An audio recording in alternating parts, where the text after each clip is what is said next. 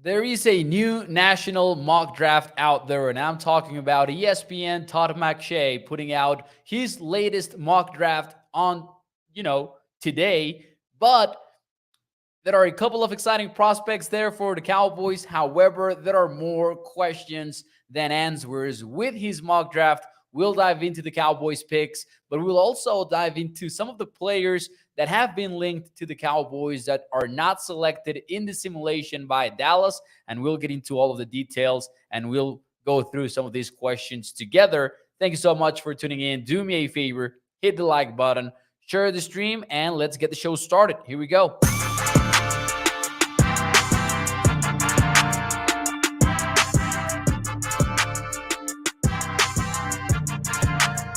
What is up, everybody, and welcome into A to Z Sports Dallas Primetime. I am your host, Mauricio Rodriguez, streaming with you live every Sunday through Thursday night at 8 p.m. Central here on Dallas On Demand Sports Talk Network with a lot more content coming your way. Make sure that you check out atozsports.com/Dallas. And as always, remember that Primetime is brought to you by our friends over at freemanmazda.net.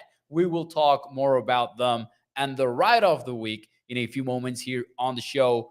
But before we do any of that, though, let's get into the latest big mock draft around.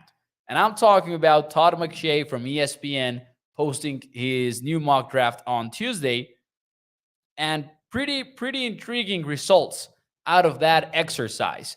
And listen, here's why McShay's mock draft matters. The same as Mel Kiper's mock draft matters.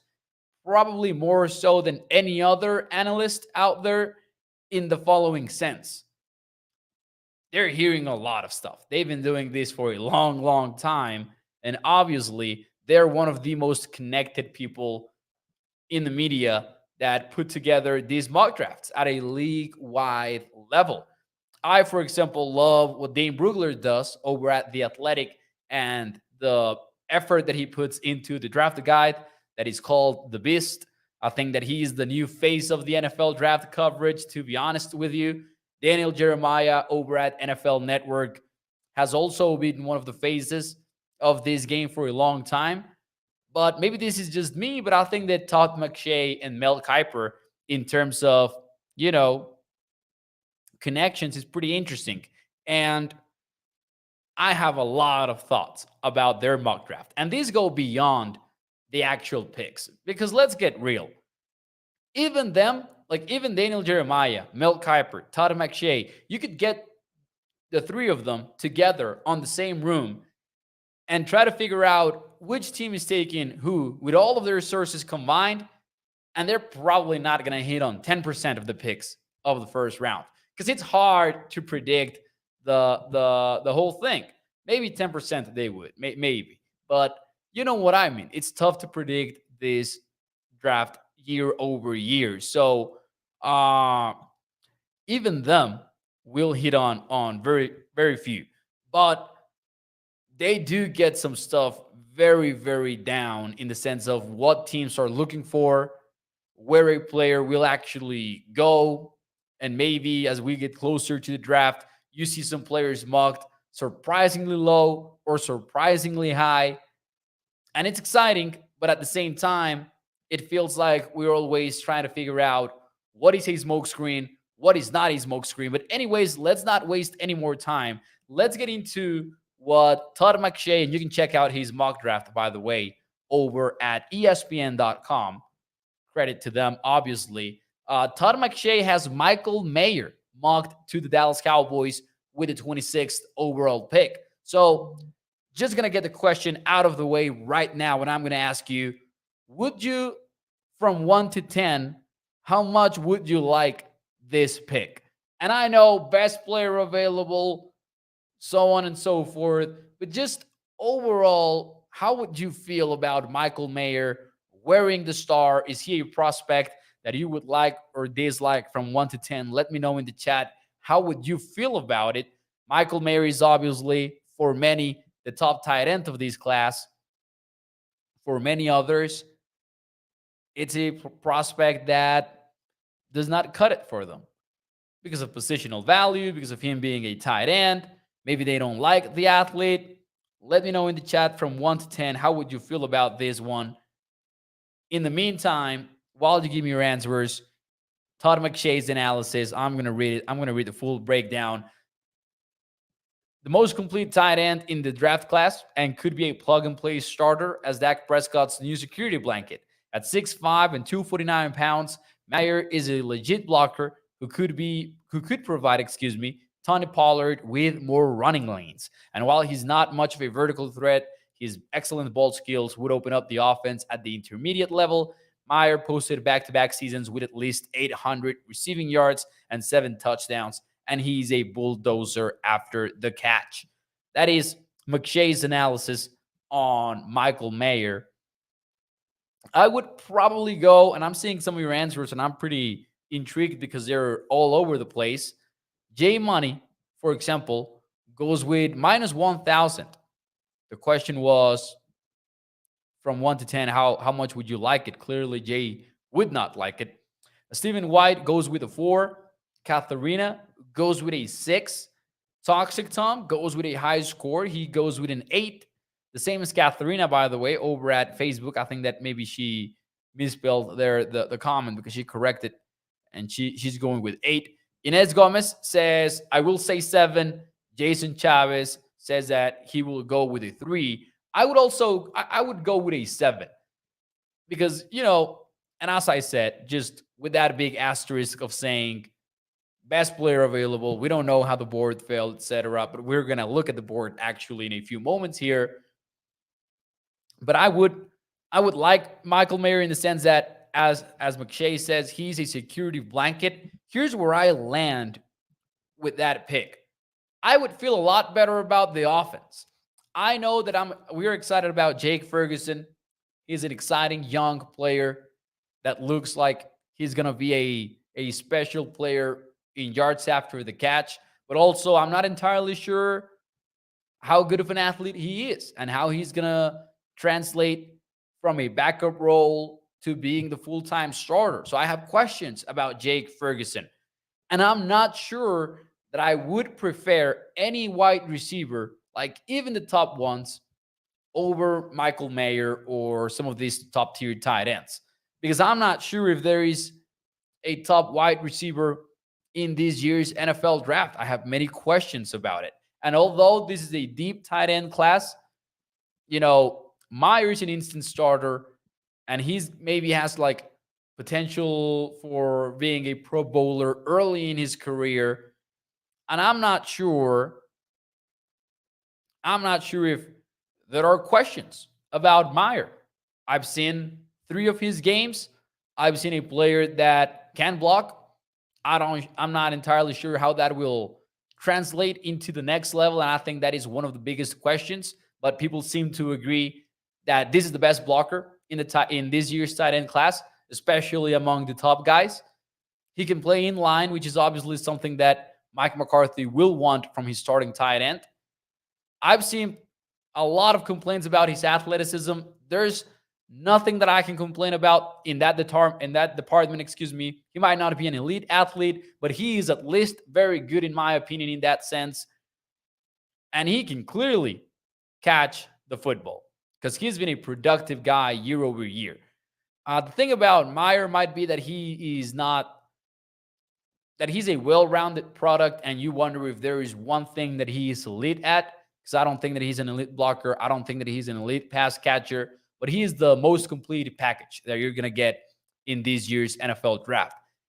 And in that sense, he might be the player that helps out your offense the most, especially in the passing game, without taking into consideration Bijan Robinson, for example, if he's there at 26.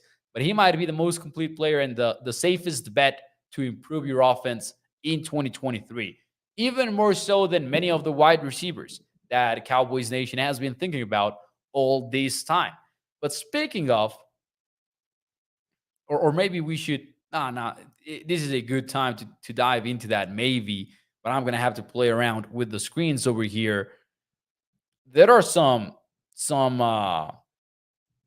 big time names that I was intrigued about Todd McShay living available. And I'm going to share the screen. I'm going to share his actual mock draft here for a moment because, as you guys know, this is all about the best player available, right? And there are a lot of big names, like a lot, that could have interested many fans. This is the Michael Mayer pick. And just to give you some more context, I'm going to go backwards a little bit here, try to get a feel as to what the board looked like. Dalton Kincaid was off the board, which to many people is the best receiving tight end specifically. He's not a blocker. He's not a guy that you would like to play in line, but Dalton Kincaid should probably be the best wide receiver. Receiver type tight end. Look at the Vikings getting Hendon Hooker, by the way, on this one at 23.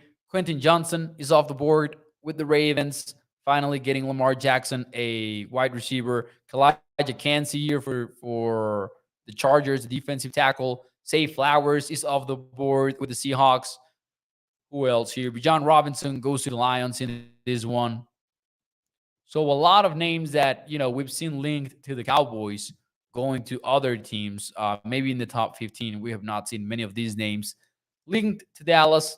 Oh, yeah, Jackson Smith and Jigba goes to the Titans at number 11. So those are the guys that are not available for the Cowboys in this scenario.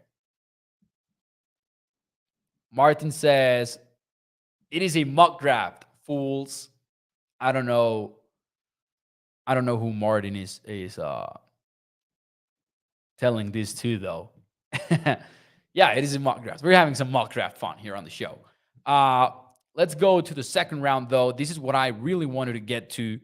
Some of the players that are not drafted until way later.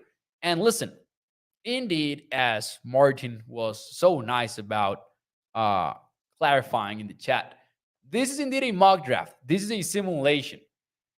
And not even the top experts of the league will shout out to Toxic Tom. He says, you tell him, Martin. Yes, sir. Not even the top guys will get these picks exactly right, but just the overall range of things. There are several names that appear to be big time droppers on this mock draft. That's what I wanted to get to. Look at Jordan Addison going at 27th. The Cowboys in this scenario are taking a tight end over one of the top wide receivers of the class. But there is a lot of discrepancy from what I've seen at the wide receiver position. Deonta Banks still available there at 28th. He goes to the Bengals. You get Will McDonald, the edge rusher from Iowa State. By the way, a top 30 visit for the Cowboys nowadays. That was reported on today. Master Smith goes to the Steelers, the defensive tackle in the second round. Jalin Hyatt goes 33rd to the Texans. I would love that fit, by the way. Jahmyr Gibbs.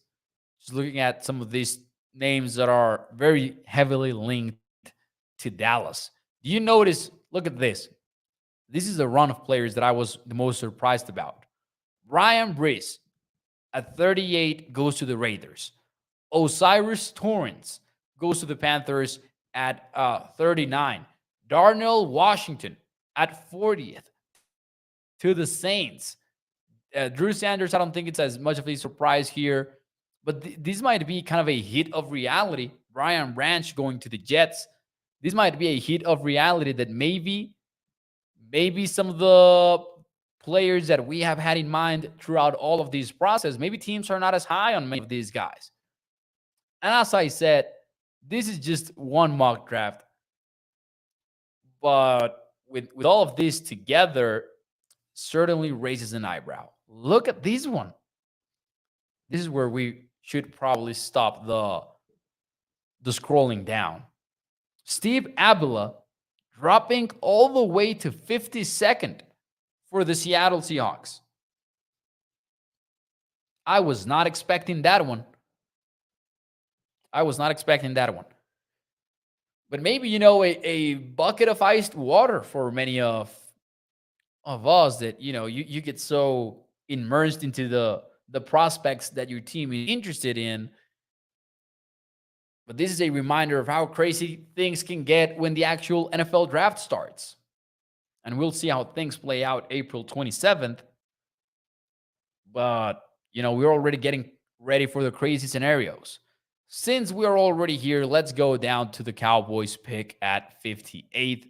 Tyreek Stevenson goes to the Jaguars here, right here, by the way. Dan Quinn fit one of the top 30 visits for Dallas. Sam Laporta goes to the Lions at 55. Obviously, in this scenario, you wouldn't be looking at Sam Laporta because you already drafted Michael Mayer in the first round, but still interesting to think about the range there. Josh Downs, another top 30 visit for Dallas, going at 57th with the Giants. And then finally, 58 and 30 visit, Trenton Simpson, inside linebacker for the Clemson Tigers, adding some depth to the linebacker position. Of course, former safety, you guys know all of that. Trenton Simpson would be a nice athlete for Dan Quinn's defense, and he could be this versatile player that Dan Quinn loves to use on the field. And I'm sure that we would see him doing just a little bit of everything, even matching up against some tight ends or inside receivers. I wouldn't be surprised at that. Kind of play that apex defender type role for the Cowboys. So let's see what you guys have to say about all of this. Do you agree or disagree? Now, actually, let me rephrase that question, though. Here's a question for you. Is it something or nothing that there are several mock drafts linking a tight end to the Cowboys with a 26th overall pick? Is it something or nothing? Let me know in the chat. And while you do that, and before I give you my answer, let me talk to you about our friends over at freemanmazda.net. Because as always, they make this show possible. They're bringing you the ride of the week. You can check out their car dealership over at Irving, Texas. You can also visit their website over at freemanmazda.net. And in there, you can browse their wide range of new and used vehicles, as well as the pictures of every car, features of each of these vehicles.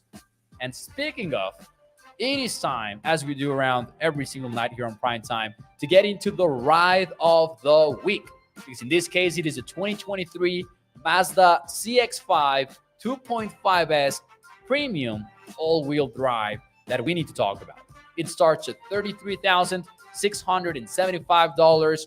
It's got all-wheel drive, Apple CarPlay / Android Auto, a Wi-Fi hotspot that is everything that you need, adaptive cruise control, parking sensors and assist, a sunroof, and a miles per gallon capacity of 24 in the city. That goes up to 30 when you are in the highway. You will be able to go farther on every tank. So don't miss out on this incredible ride. Check it out over at freemanmazda.net. Check out their wide range of new and used vehicles over there as well. Let's see what you guys have to say here, though, about tight ends. So I think it's kind of interesting. That, McShay and Kiper have insisted on tight ends on their mock drafts throughout this whole process. Remember when they both had Kincaid to the Cowboys? Now it's Myers. So I would lean something in the sense that it's not a guarantee, obviously, because nothing is that in the NFL draft. But if I had to bet like $5, Mo, where would you bet them? What is the pick going to be? I would probably lean tight end. Sam goes with draft Michael Mayer, by the way. Let's go. Catherine says something. Gregory goes with nothing. Toxic Tom goes with nothing. Toxic Tom also says, was anyone talking about Tyler Smith to Dallas this time last year? No, but also, I'm not talking about it being Michael Mayer, yes or yes. We know how hard it is to predict the mock draft, and that's why I actually started with that. I led off with that at the beginning of the show. Listen, you can get all of these experts, all of these insiders together in the same room. They're not going to hit on all of these picks, obviously. But just like the overall direction of things, kind of intriguing to me. I'm not saying that it is a lock to happen or anything like that, but I would lean that it is something. Some of these people might be hearing that, hey, the Cowboys do want a tight end. Gregory says, Mo, we have a primetime lore question here. Gregory says, Mo, how can you have a ride of the week that is different every night of the week? If it is a ride of the week, how does that work? That's a very good question, but the correct answer is not that I am loaded and I have a fleet of rides, as Toxic Tom suggests on YouTube. No, it is the same throughout the entire week. We did the same ride from Sunday through Thursday, and then every Sunday we update the ride of the week.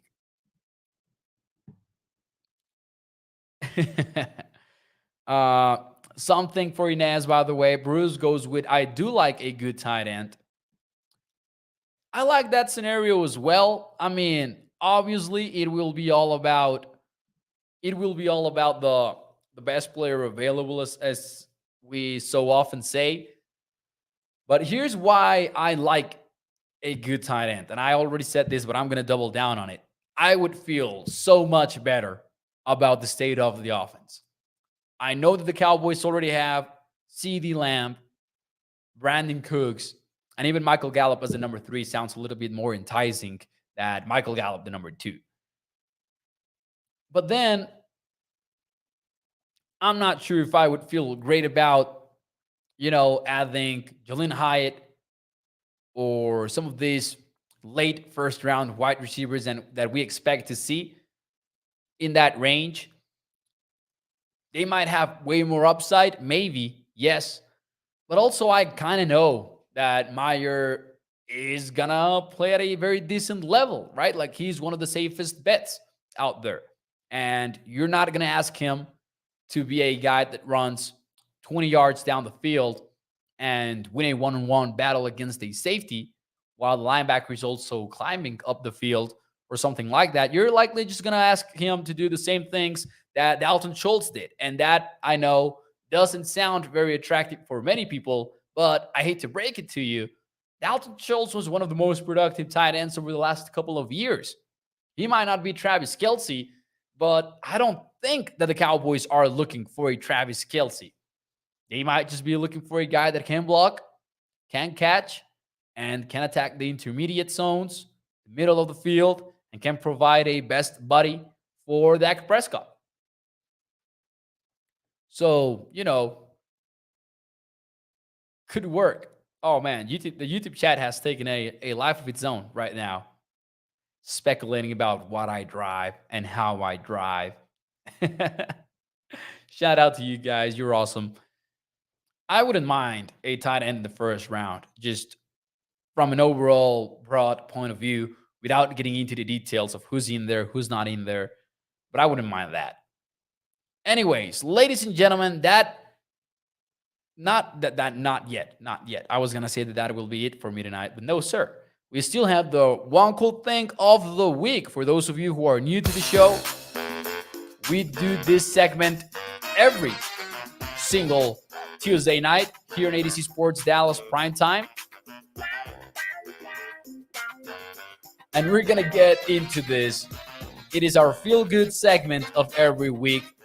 And in here, everybody shares something personal, professional, sports-related, non-sports related, whatever you want it to be. What is your one cool thing of the week? Let me know in the chat.